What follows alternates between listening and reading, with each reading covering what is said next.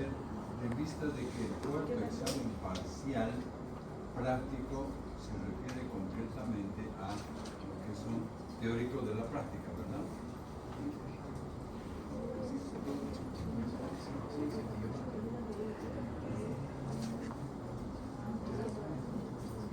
Todo bien, así que no hay problema.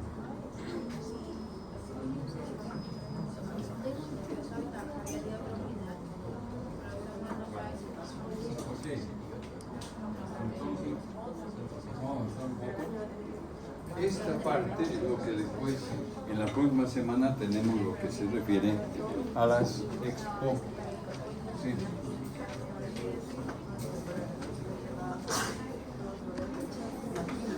Ya.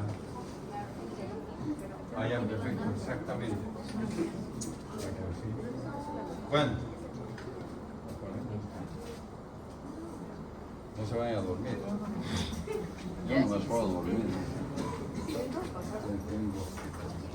Ok. Esta parte creo que ya la hemos ido adelantando, me parece bien, lo que se refiere a las partituras tisulares por la del MIN. Entonces, comprendía, voy a repasar rápidamente para poder entrar a la segunda parte. Citosarcosis, la hidatidosis o quistidatídico, la larva cutánea, lagochilacariosis o lagochilacariasis, ¿no? Es algo un poquito que llama la atención, pero vamos a ver porque es un parásito que está presente y hay un artículo, ¿no?, que justamente de la publicación del año 1994-96, ¿no?, del primer caso de la en Santa Cruz. Entonces, que tiene una parte de importancia porque mencionó un caso clínico muy cortito para que ¿ya? Referente, por ejemplo, a la parte de Santa Cruz, que hemos mencionado, voy a pasar un poquito así rápidamente porque ya hemos hablado al respecto, ¿no? Referente a la persona producida por la larva de llamado metacestodo de la tenisol, ¿no?, que puede afectar principalmente al sistema nervioso. ¿Se acuerdan que avanzamos en esta parte, no? ¿Alguien que repite así? Esta parte, perfecto. Entonces acá justamente por la forma deriva del embrión de sacanto y las formas principales del cisticerco. La forma vesicular, por ejemplo, que puede medir de 0,5 a 1 centímetro o blanco transparente. Esta forma es una de las principales y después tenemos la forma racemosa, ¿no?, vesículas llenas de líquidos de mayor tamaño, 10 centímetros más, ¿no? Generalmente presenta una pared que rodea. Yo incluí también al momento que no mencionamos lo que es la parte del cisticerco en capa colonial, que también muchas veces se haya adherido comúnmente rodeado de cápsula conectiva, ¿no?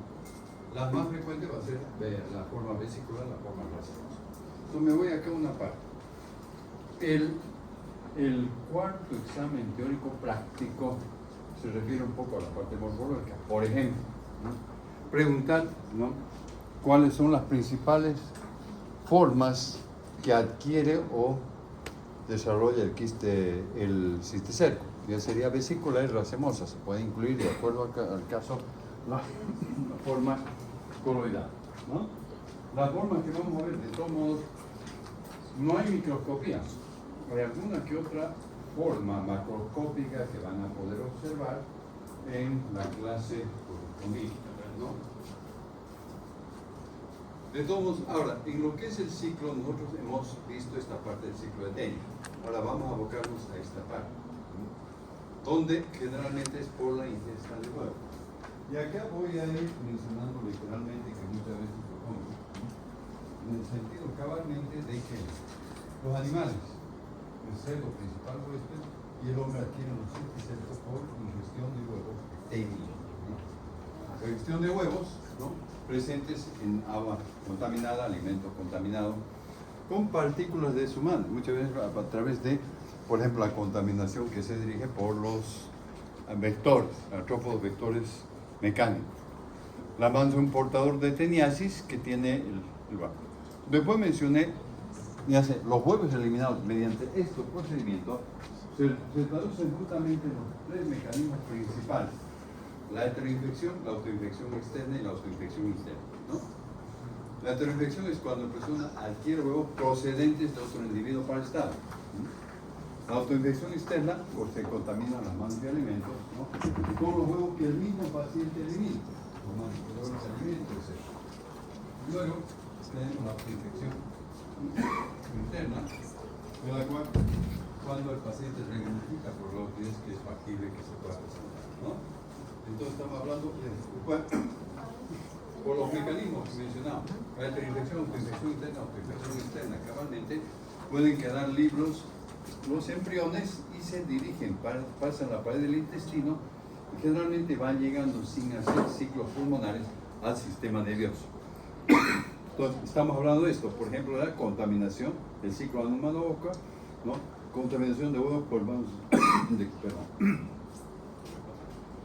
Los huevos viajan por el sistema circulatorio y llegan al sistema nervioso central. Es donde va a requerir la patología que mencioné, ¿no? En cuanto a la patología, la localización en diversas partes del organismo y generalmente, mayormente concentrada en el sistema nervioso central, ¿no? Okay. Entonces, esta enfermedad puede afectar la parte de estructura encefálica, meninges, etc. Asimismo también lo que es el parénquima cerebral, entonces los nervios, ¿no? Y la localización más frecuente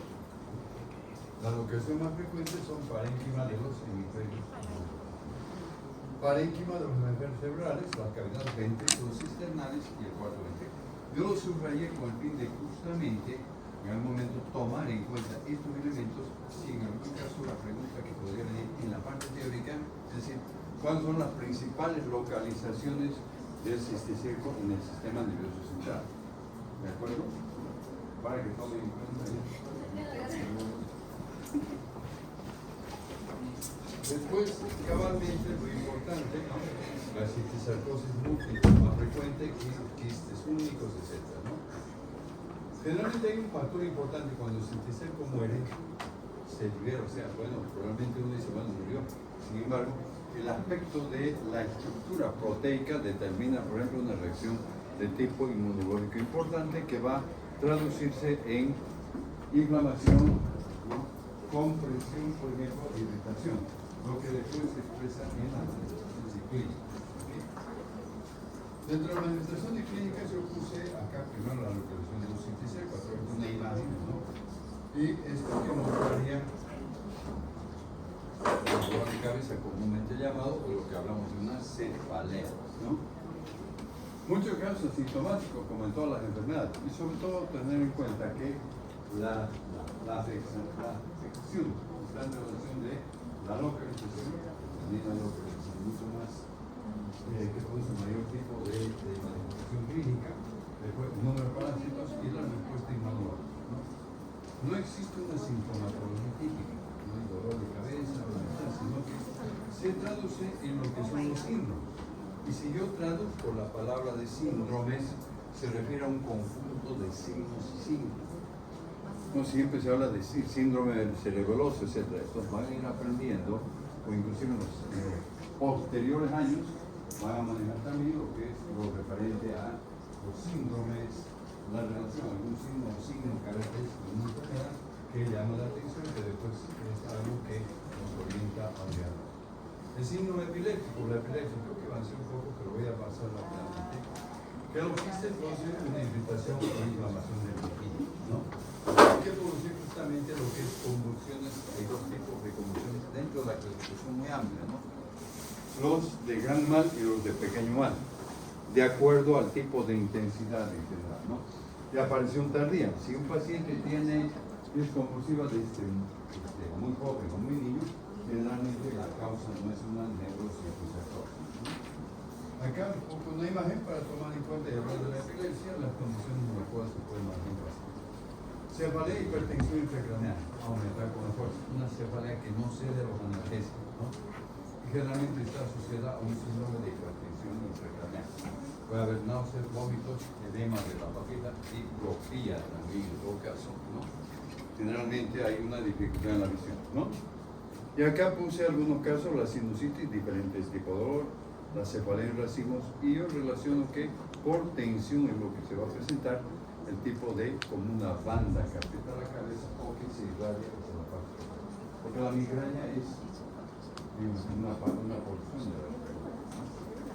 Y acá produce un tipo de cambio con la migraña se acompaña también de cefalea, pulsátil, generalmente, y también cambios en la parte de la visual.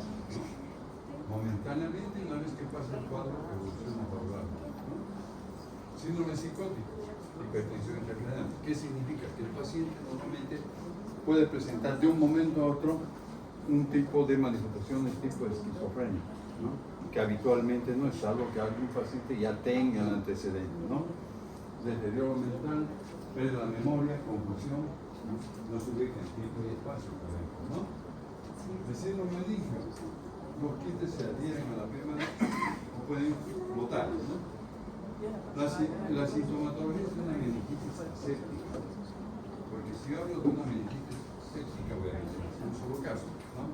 Sería, por ejemplo, el caso de la infección por meningitis meningocócica, por meningococo, ¿no? Que seguramente, si no lo han estudiado, lo tienen que estudiar, tienen que mencionar las docentes de microbiología, ¿verdad?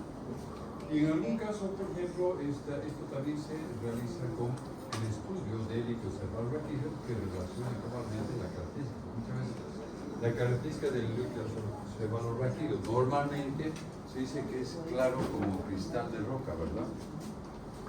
También siempre uno lo escuchado así. Síndrome paracraniano, los más afectados, óptico, promotorio objetivo y la sintomatología posterior, ¿no? Síndrome medular, que se traduce justamente también en lo que es cambios motores sensitivos, lo que muchas veces lleva antes de una parálisis, se habla de una paresis, ¿no? Los síntomas puede haber un bloqueo parcial o completo del microencefalografía. El otro tipo de síndromes se refiere a la cisticercosis subcutánea y muscular, generalmente nódulos de 5 a 10 milímetros, efectivamente, y que no producen inflamación. La oftalmocisticercosis, localización de cisticerco a nivel del globo ocular, detectado por ejemplo, a ver lesiones nasales. El diagnóstico, rápidamente, la parte clínica en cuanto a las manifestaciones, epidemiológico, el antecedente, la experiencia del paciente, etc. Aquí funciona mucho más el diagnóstico por imagen o el diagnóstico. No hay diagnóstico patológico. Generalmente, la sintomatología, el antecedente epidemiológico, y se debe confirmar con estudios imaginológicos, ¿no? Incluye, menciona acá radiografías, tomografía axial y resonancia magnética. Mayormente se hace énfasis en resonancia magnética y en tomografía y resonancia magnética, donde se observa la presencia de quistes. Se habla del quiste de lo que son los cisticercos, ¿no? Métodos inmunológicos, hay dos quistes, el inmunoblot o el especialista, ¿no? Que tiene que ir relacionado con la tomografía. Identificación de antígenos es importante, después del diagnóstico por imagen. La tomografía es computarizada, métodos auxiliares importantes, que ha determinado la utilización del lapso de los últimos años, llegar a un mejor diagnóstico, ¿no?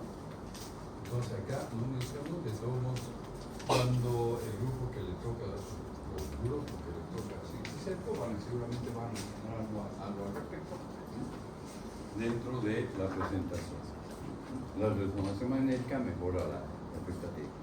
El test, el inmunoblot, no me entrar en detalles. El estudio de líquido cefalorraquídeo, disminución de la glucosa, aumento usualmente por debajo del 40%, aumento de las células eosinófilos, ¿no? Que puede llegar a un 20%, con lo cual llegamos a una sospecha de cisticerco, ¿no? La epidemiología inicialmente propia de países pobres, factor del fecalismo, defecación en la tierra, etc. Existencia de cerdos que normalmente eran criados dentro de el entorno del paciente, el entorno que rodea la vivienda, el peridomicilio que se llama, ¿no? Deficiente de higiene personal. Esto ya es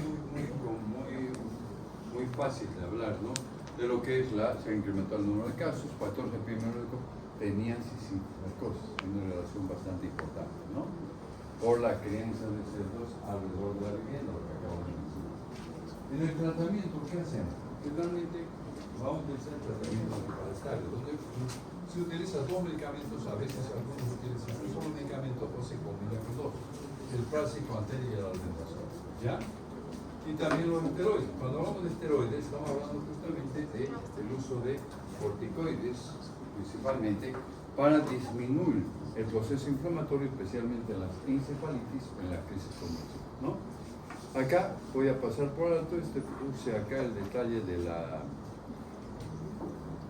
mecanismo de acción, pero en este caso no es solamente a nivel de término, sino puede pasar la inflamación encefálica y actuar directamente sobre la forma vagal. Indicaciones quirúrgicas, quiste solitario del cuarto ventrículo, cuando son numerosos, bastante difícil. O sea, depende mucho de una palabra que se utiliza, que es el abordaje quirúrgico que se pueda lograr, ¿no? Muy bien.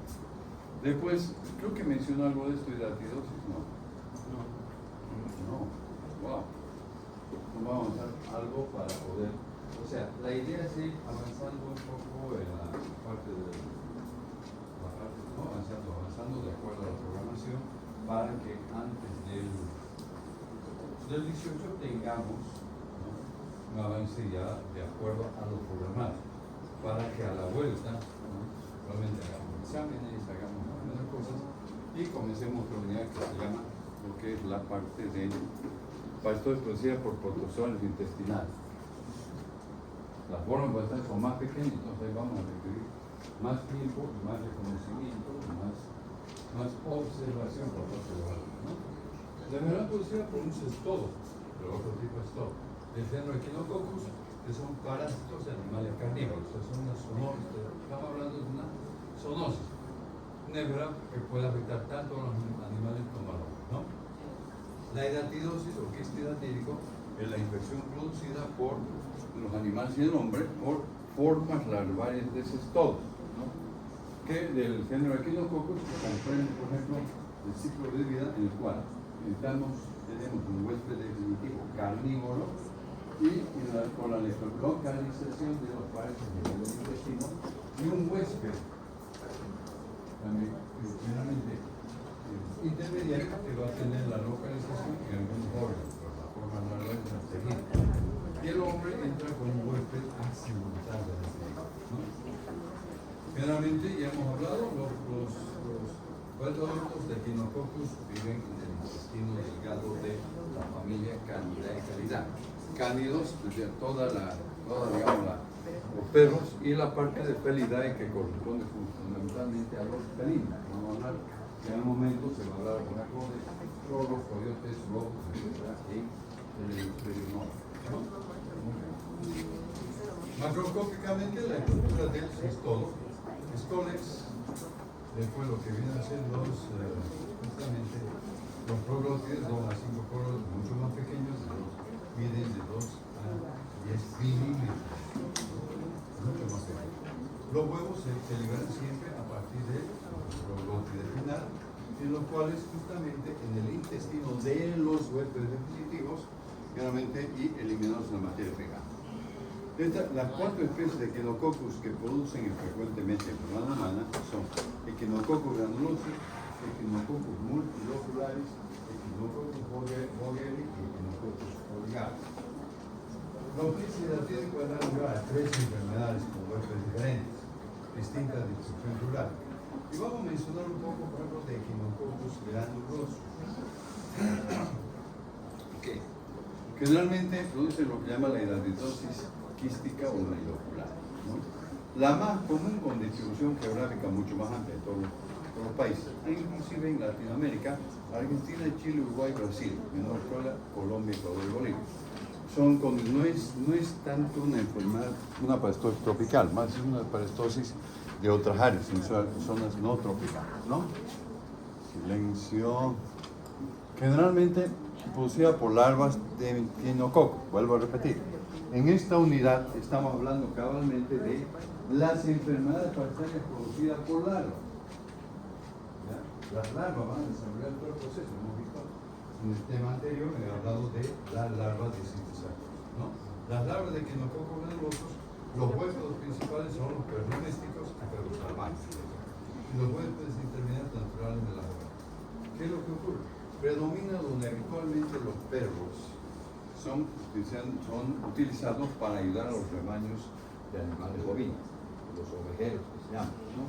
Entonces, en muchas, desde antes o probablemente todavía se puede tener ese tipo de uso. Y entonces, ¿qué es lo que ocurre?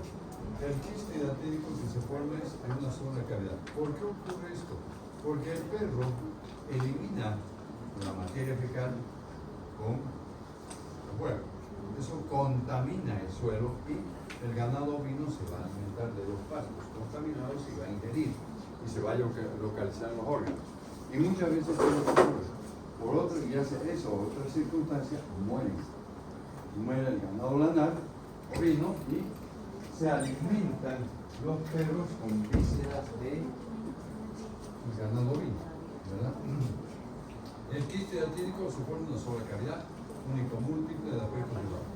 La forma del quiste, que puede ir también como una pregunta, y sobre todo las membranas, en el caso del cuarto examen parcial teórico práctico. 3 membranas, una externa adventicia de tipo granulomatosa, o sea, por huésped, que permite un desprendimiento fácil, depende de esa membrana, inclusive que sea mucho más fácil poder abordar y retirar el quiste. Ya vamos a ver. 2 membranas producidas por huésped, una mediana o laminar, que actúa como soporte. Y la interna germinativa, que va a presentar varios elementos. ¿Qué es lo que encontramos en la interna germinativa? Esta es la forma de un quiste. Generalmente esto no es del humano, no agarra tanto, agarra un solo quiste, o dos mayormente, ¿no? Es la forma, parece una estructura, y esto, por ejemplo, en algún momento, esta diapositiva de un doctor que trabaja en La Paz, que daba pastología y que generalmente tomaba en cuenta algunas imágenes de la presencia en zonas mucho más frías, donde hay mayor densidad de ellos. En la etapa germinativa se producen las formas reproductivas sexuales, llamadas vesículas prolígeras. Las vesículas prolígeras son muy pequeñas y van creciendo y forman en su interior una forma, los llamados escólices, que inicialmente se habla de protoescólices que pueden medir de 100 a 200 micras. Las vesículas prolígeras formadas, los quistecicos, los protoescólices, justamente son lo que va a formar lo que se llama la arenilla hidatídica, ¿no? Que tiene un efecto bastante importante cuando el quiste se rompe, ¿no? Ahí tenemos un poco la imagen, estoy pasando un poquito rápido para poder abarcar esta parte y poder ver. El equinococos multiloculares, o sea, en el desarrollo del tema, para los videos de equinococos multiloculares, los equinococos granulomatosos, ahora hablo de multiloculares y voy mencionando los aspectos de tipo epidemiológico, porque al fin la sintomatología o lo que se presenta va a ser similar, ¿no? Distribuye en la zona norte del hemisferio, la parte de Europa, por ejemplo, que es, o sea, Alemania, Suiza, Francia, los Balcanes, ¿no? Donde hay, por ejemplo, la presencia de bosques, ¿no? Que facilitan el desarrollo, por ejemplo, de los huéspedes definitivos, mayormente desarrollados lo que son los zorros, lobos, coyotes, ¿no?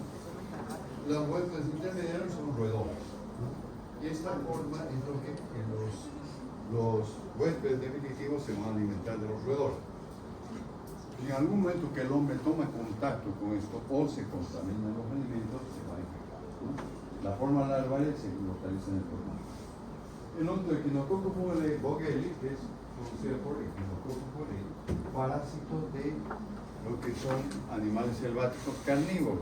En la parte de, por ejemplo, en algunos países, en Estados Unidos también, entonces perro monte, cánidos salvajes y perro doméstico, ¿no? Cuando hablo de cánidos salvajes, en algunos casos, en muchas poblaciones se liberan o hay crianza o se liberan. Muchos de los perros son salvajes porque no están domesticados por el hombre, generalmente son mucho más desarrollan mucho mayor agresividad. Si hablaba en un momento de la Patagonia de la Argentina, había un poco de esa parte, ¿no? Echinococcus ligarcus, quistes láminas delgadas, muy similar, más grande, pero de Echinococcus bogelii. mencionamos el ciclo claramente. Y es claro para todos nosotros, y de todos modos al grupo que electrocuidaditos va a mencionar un poco estos aspectos dentro de la presentación también, ¿no? El parásitos adulto, muy claramente lo que son en el intestino delgado.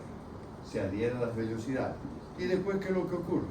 En el útero de esto se encuentran los huevos, salen, y los huevos, una vez que se han formado, salen impulsados por la estrella, contaminan el pelaje. Y suelos, pastos, verduras y el agua de bebida. Posteriormente, cuando contaminan los suelos son tomados por hospederos intermediarios, cuáles son principalmente, pueden ser ovinos, pero mayormente ovinos, ¿no? Y accidentalmente llega el hombre. Entonces el hombre es un huésped accidental, ¿de acuerdo? Y entonces, y el hombre, ¿cómo adquiere la hidatidosis? Por ingestión accidental de huevos, muy volátiles cabalmente, ¿no? De quinococos presentes en alimentos, agua, manos y otras fuentes contaminadas, ¿no? Posteriormente, ¿no? En el intestino delgado se liberan las lágrimas, penetran la pared y por otro lado pueden localizarse en órganos principales, hígado, pulmón, pueden llegar a otros órganos, pero sobre todo hígado y pulmón son las principales localizaciones.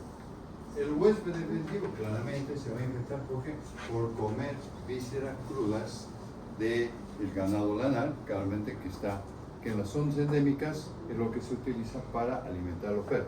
Ha cambiado en ese sentido ya porque hay mayores condiciones que favorecen la alimentación el control de la alimentación de los perros y la alimentación únicamente que permita que no lleguen y no se infecten por sí, ¿no? Acá tenemos los dos principales huéspedes. La patología. En el hombre la localización más frecuente es los quistes en el hígado y pulmón. Otra localización es la cavidad abdominal, sistema nervioso, riñón, etc., ¿no? Y acá fundamentalmente, siempre no se olviden que siempre les pregunto patología patogénica, ¿no? O sea, la patología que causa, o sea, el mecanismo patogénico producido por el quiste hidatídico en el organismo. Entonces ahí puede haber compresión, ocupación de espacio, ¿no? Desplazamiento y también la estimulación inmunológica. ¿Por qué doy esto y por qué pregunto? Porque cabalmente me permite tomar en cuenta cuál es la principal causa por la cual los agentes cabezarios, por ejemplo, van a producir una lesión en el organismo. Esto daña y después se produce la manifestación clínica, ¿verdad? Acá, imágenes de reservorios animales, ¿no? El hombre nunca va a tener esta cantidad, pero va a poder tomar en cuenta cuál es la imagen que presentamos. La patología. Las variedades se presentan de acuerdo a la formación, pero con el ocular, sacos individuales, equinococos nervosos y equinococos ligados. Multilocular, formado por varias cavidades de morfología esponjosa, ¿no? Poliquístico, similar al anterior, multilocular y más. ¿Quedó una manifestación clínica? Sí, alguien dice. O sea, ya la próxima. Que yo voy, no sé si. No es que leo, sino me estimulo ya. Ya tengo un chip donde. Bueno. Ok. Sí, alguien despertó.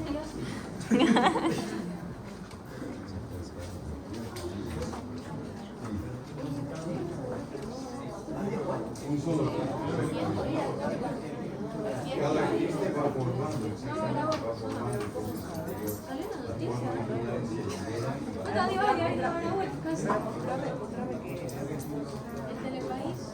Lo ideal es que se mantenga cuando ocurre la ruptura, pero si produce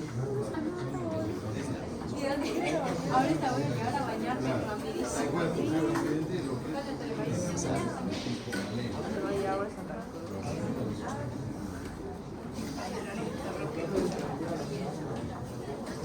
Claro, porque puede haber sintomatología